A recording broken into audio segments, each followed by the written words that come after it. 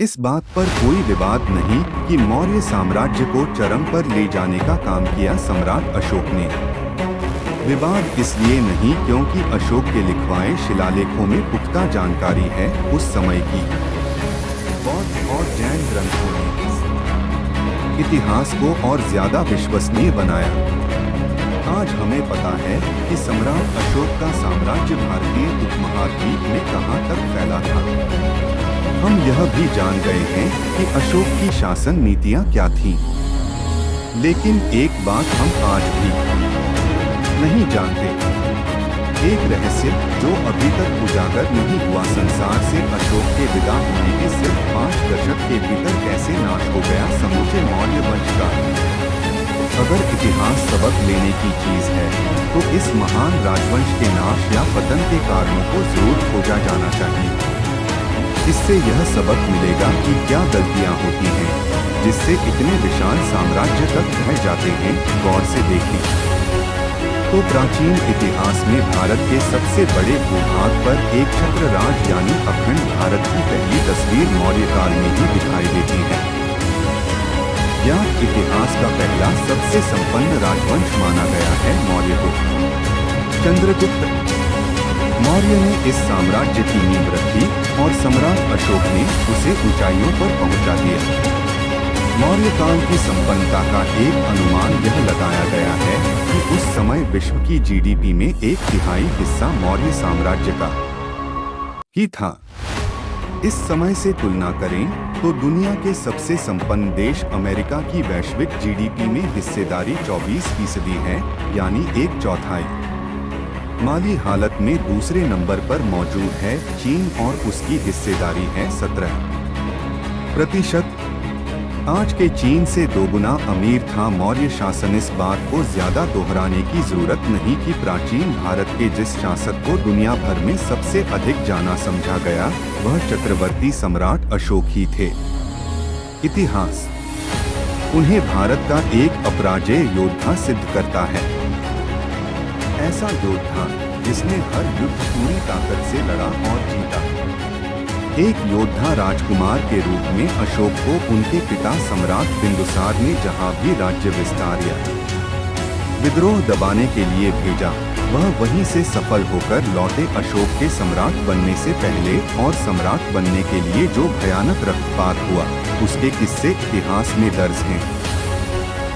हालांकि इतिहास में वह घटना भी दर्ज है जब अशोक का डंका चारों दिशाओं में बजने के बावजूद पूर्वी भारत के एक राज्य कलिंग ने घुटने टेकने से इनकार कर दिया था। यह वही राज्य था जिसे चंद्रगुप्त मौर्य भी नहीं जीत पाए थे। अशोक ने कलिंग पर चढ़ाई के आदेश दे दिए। कलिंग ताकत में छोटा जरूर था लेकिन उसने अपनी प्रतिष्ठा के अनुरूप बिना लड़े हार मानने से इनकार कर दिया। युद्ध हुआ और राज्य की रक्षा के लिए कलिंग की सेना के साथ औरतें, बच्चे, बूढ़े, किसान, व्यापारी सभी खड़े हो गए। अशोक की विशाल मौर्य सेना ने कलिंग को रौंद डाला। अनुमान है कि कोई 1.5 लाख लोग लड़ते हुए मारे गए। इतनी भयावह मारकाट हुई कि 20,000 घायल युद्ध के बाद मर गए। कहते हैं कि ऐसी भयानक हिंसा के दृश्यों ने अशोक को विचलित कर दिया। इतिहास का यह वही मोड़ था जब युद्धप्रिय अशोक हिंसा छोड़ धर्म की शरण में चले गए। बौद्ध धर्म अपना लिया। गौर इस बात पर भी किया जाना चाहिए कि कलिंग युद्ध अशोक के शासनकाल के 8वें साल में हुआ। इसके बाद अशोक ने 30 साल और राज किया। उन्होंने शस्त्र त्याग दिए थे लेकिन तब भी उनके राज्य में कहीं विद्रोह नहीं हुआ।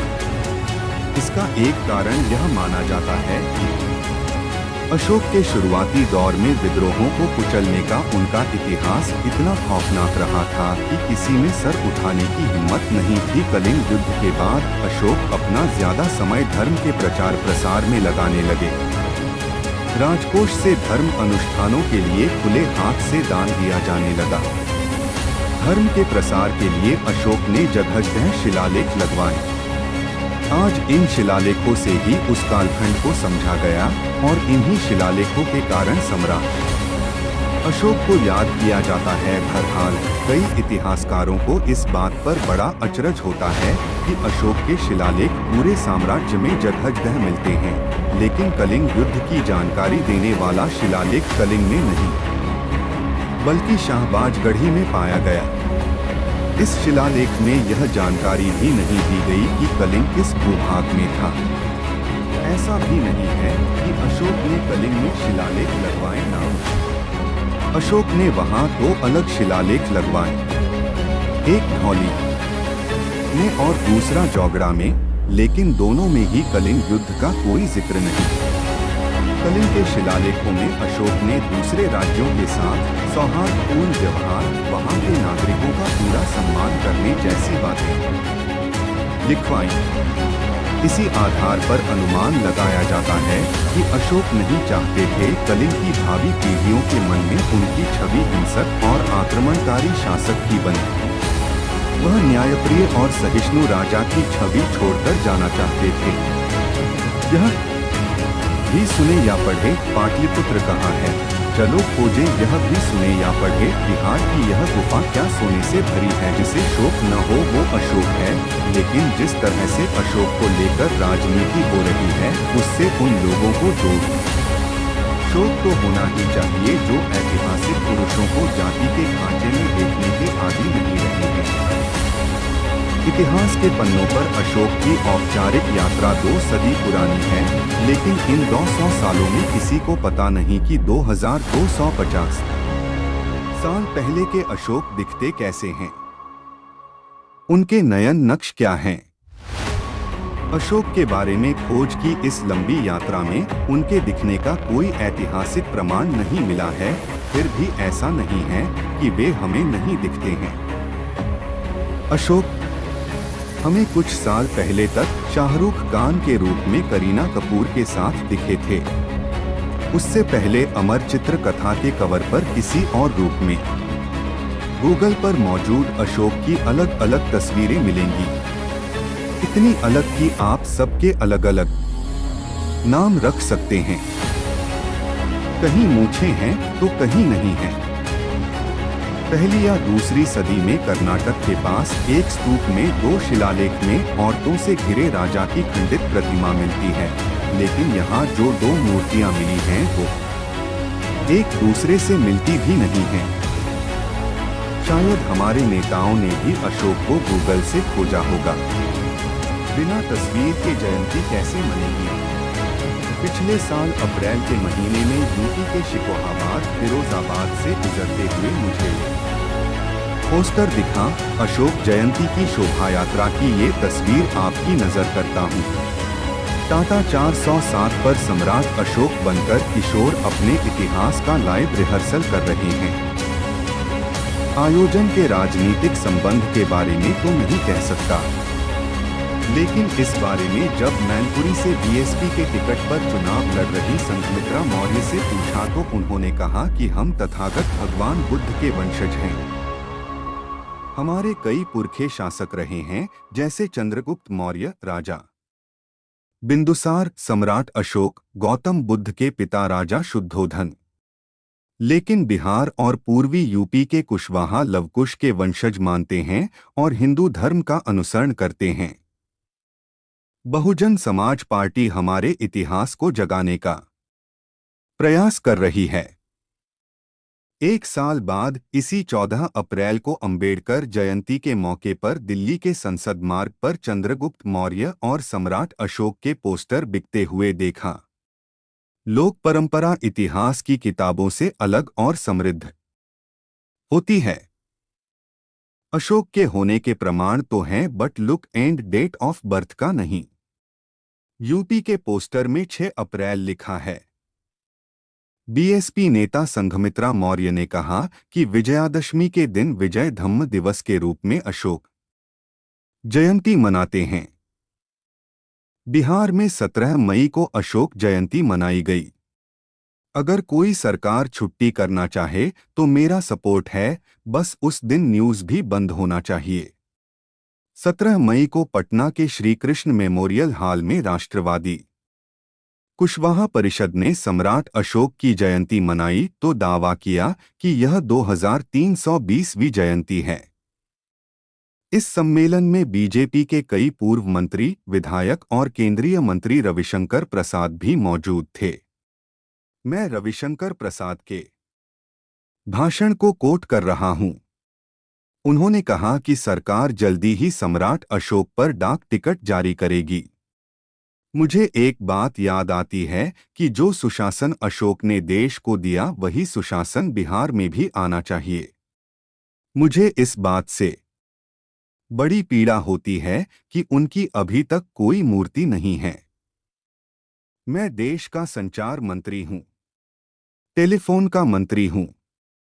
आज मैं घोषणा करता हूं कि जल्दी ही सम्राट अशोक का एक बढ़िया पोस्टल स्टैंप निकाला जाएगा।